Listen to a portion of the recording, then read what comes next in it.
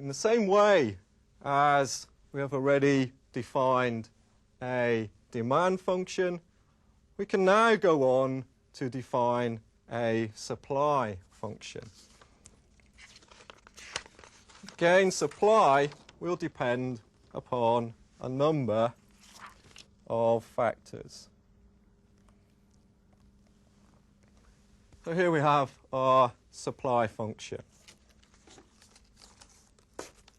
QS represents the quantity supplied of our particular good, good A. And what we are saying here is that quantity supplied will depend upon the price of our particular good, the price of good A. What we would expect is that as the price of good A rises, then the supply of good A would also rise, because it becomes more profitable to produce that particular good. And this will give us an upward sloping supply curve from left to right. What about the other factors here?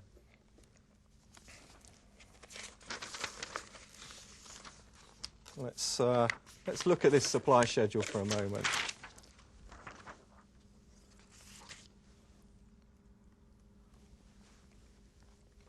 So as the price of the good increases, so does the quantity supplied.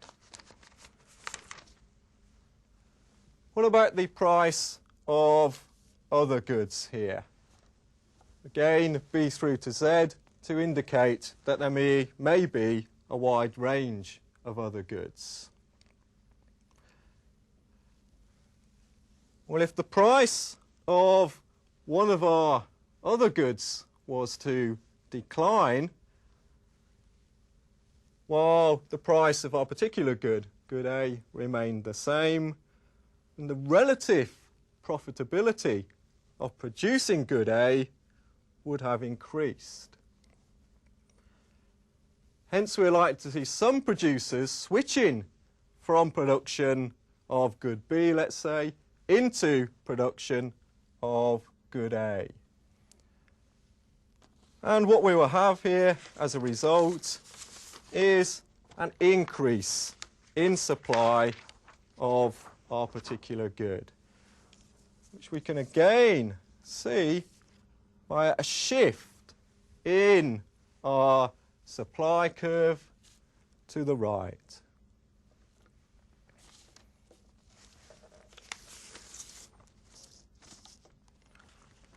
However, if the price of one of our alternative goods was to rise, this would make producing our particular good relatively less profitable. And as a result, we would have a decrease in supply equivalent to a shift in our supply curve to the left.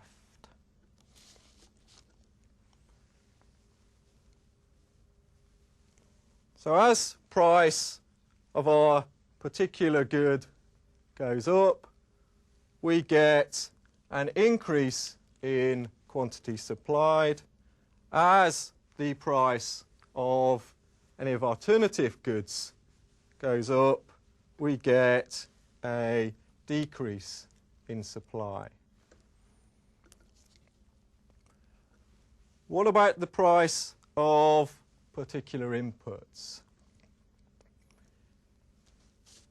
Here again, if the price of capital or of labour was to rise, reduces the relative profitability of production of our particular good.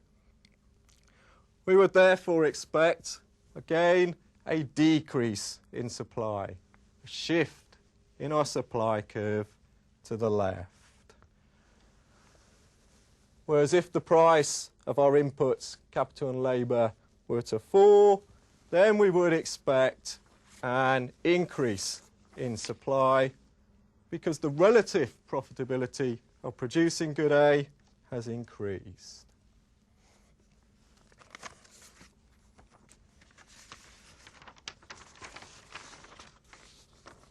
Lastly, technology, the last factor which we had in that supply function. We normally expect technology to improve over time, which in the framework that we've set up is effectively an increase in technology. We also normally expect an increase in technology to reduce costs of producing a particular good. Hence, if the firm can produce the good at a lower cost, we would expect more to be supplied at any particular price. And again, we would therefore expect a shift in our supply curve to the right.